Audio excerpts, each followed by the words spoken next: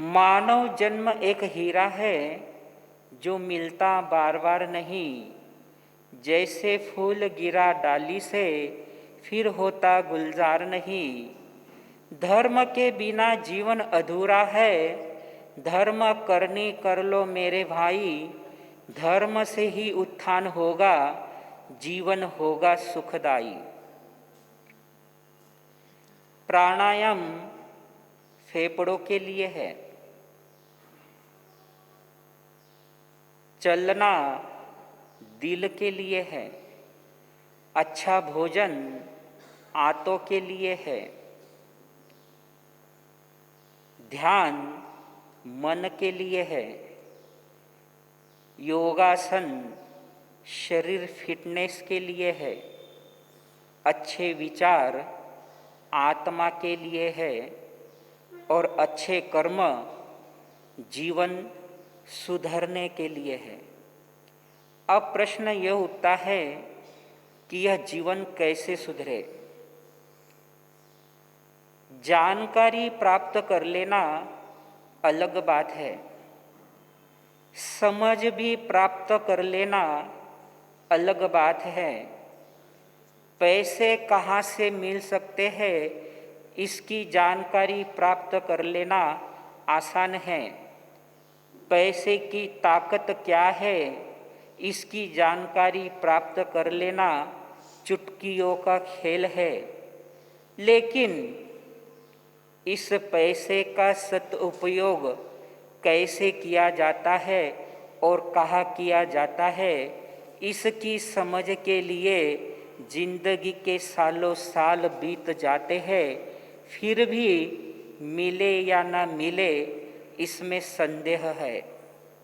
ठीक उसी तरह यह मनुष्य जन्म चुक जाने के बाद फिर यह मिले या ना मिले इसमें संदेह है।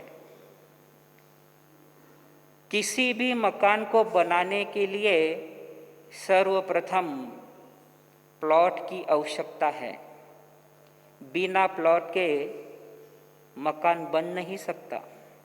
हमारे भाइयों की इच्छा है कि एक सुंदर सा बंगला बने, एक सुंदर सा मकान बनाए। उसके लिए सर्वप्रथम क्या करना पड़ेगा? प्लॉट देखना पड़ेगा, बराबर है ना। और वो भी ऐसा वैसा नहीं, अच्छी कॉलोनी हो, अच्छी जगह हो जहाँ पर लोग सदाचारी हो, जहाँ पर लोग शाकाहारी हो, हर व्यवस्थित हो और अच्छी जगह हो, वहीं पर हमें प्लॉट लेना चाहिए, ऐसी आपकी भावना होती है। मैं कहने का मतलब किसी भी मकान को बनाने के लिए सर्वप्रथम प्लॉट की आवश्यकता है। बिना प्लॉट के मकान बन नहीं सकता। ठीक उसी प्रकार जीवन को हरा भरा बनाने के लिए सर्वप्रथम मनुष्य जीवन चाहिए। मनुष्य जीवन का अर्थ है मनुष्य जन्म, क्योंकि जैसा ही जन्म हो जाता है जीवन होना प्रारंभ चालू हो जाता है। इसलिए मनुष्य जीवन क्या और मनुष्य जन्म क्या, एक ही बात है। जीवन को हरा भरा बनाने के लिए मनुष्य जीवन चाहिए, कारण बिना मनुष्य जीवन के अनंत आत्मगुणों का विकास संभव नहीं है।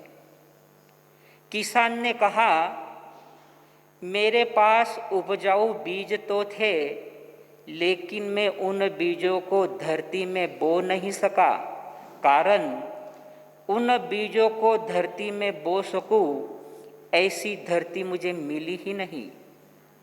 खिलाड़ी ने कहा, मुझ में ट्रिपल सेंचुरी निकालने का कौशल्य था, पर मैं एक भी रन निकाल नहीं सका, कारण मुझे खेलने के लिए मैदान ही नहीं मिला।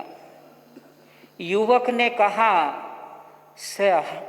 करोड़ों कमाने का सामर्थ्य मुझ में था, पर उस सामर्थ्य को मैं बाहर निकाल नहीं सका, कारण बाजार में व्यापार करने का अवसर ही नहीं मिला।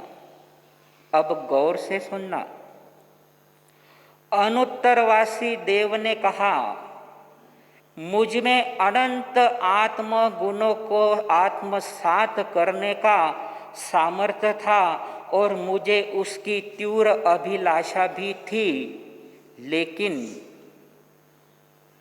मैं उसमें तनिक भी सफल हो नहीं पाया, कारण मेरे पास मनुष्य जीवन नहीं था। कहने का मतलब, किसान को थोड़े से पुरुषार्थ थे, शायद धरती मिल भी जाती है। खिलाड़ी को थोड़े से सिफारिश से शायद मैदान मिल भी जाता है। युवक को थोड़े से प्रयासों से बाजार में अवसर मिल भी जाता है, लेकिन अनुत्तरवासी देव को उस जन्म में मनुष्य जीवन मिलता ही नहीं। अब प्रश्न यह उठता है कि यह मनुष्य जीवन कैसे मिले और क्या करने से मिल सकता है। इसका उत्तर दो प्रकार से दिया जा सकता है। नंबर एक, उदाहरण के तौर पर कोई लॉटरी के माध्यम से करोड़पति बन सकता है, तो कोई व्यापार करके भी करोड़पति बन सकता है। ठीक उसी प्रकार कोई आत्मा अकाम निर्जरा करके आगामी भव में मनुष्य जीवन प्राप्त कर सकता है। तो कोई व्यक्ति दान रुचि, मध्यम गुण और अल्प कषाय, इन तत्वों की पूंजी पर भी आगामी भव में मनुष्य जीवन प्राप्त कर सकता है। लेकिन एक बात विशेष रूप से ध्यान रखना होगी, जिस तरह करोड़ों का हीरा मिलना दुर्लभ है, उसी प्रकार मनुष्य जीवन मिलना भी दुर्लभ है। ठीक वैसे ही बीज बोने के लिए जैसे सुवर्ण की भूमि नहीं अपितु मिट्टी की जमीन चाहिए, उसी प्रकार दोषों को नाश करने के लिए और सद्गुणों को विकास करने के लिए सुवर्ण भूमि जैसी देवगति नहीं, मनुष्य गति ही चाहिए। दूध में से दही बनाने के लिए जैसे जामुन की जरूरत होती है, नींबू रस की नहीं। बगीचे को हरा भरा रखने के लिए जैसे पानी चाहिए, दूध नहीं, वैसे ही गाड़ी को मंजिल तक पहुंचाने के लिए पेट्रोल चाहिए, घी नहीं। उसी तरह इस आत्मा को परमात्मा बनाने के लिए मनुष्य गति ही चाहिए, देव गति नहीं। एक बात विशेष रूप से ध्यान रखने की आवश्यकता है, संसार में 4 गति है। नंबर 1 कौन सी गति है? बराबर। नंबर 1 नरक गति, त्रियंज गति, मनुष्य गति और देव गति। ये चारों ही गति में से सिर्फ मनुष्य गति छोड़कर बाकी जो 3 गति है, नरक गति, त्रियंच गति और देव गति, ये तीनों भी गतियाँ किराए के घर के जैसी है। जैसे आप किराए के घर को कितना भी सजा लो और कितना भी सजा लिया, फिर भी वो अपना नहीं लगता।